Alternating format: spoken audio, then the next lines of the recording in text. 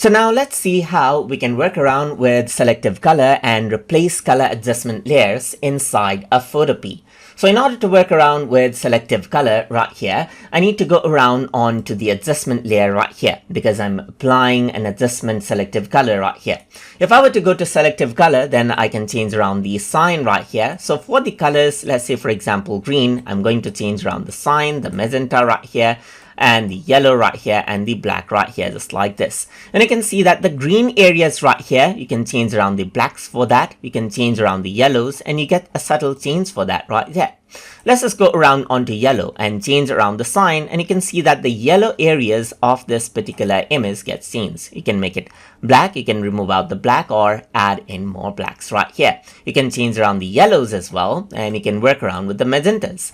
So for the selective color right here, like black as well, you can make it more cyan right here or so forth, as you can see right here. Change around into magenta as well, and change around the yellows right here and black as well, just like this, as you can see.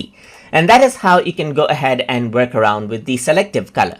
And since this is applied on an adjustment layer, you can work around with its mask as well. So you can go around and reverse this out and then erase these particular parts, as you can see right here, just like this as well.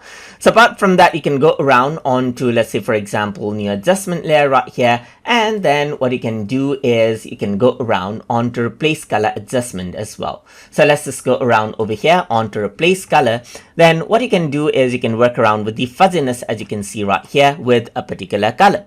So let's just go around over here onto, let's say green color right here, just like this. So let's just go around onto somewhere like this, press OK, and then you can change the hue of that particular selected color, as you can see right here. So you can change around the hue, you can go around, change around the saturation, you can go around, change around the lightness of the color as well, just like this, and change around the fuzziness of the color as well, just like this right here. And then you can get a look as you want, just like that, as you can see.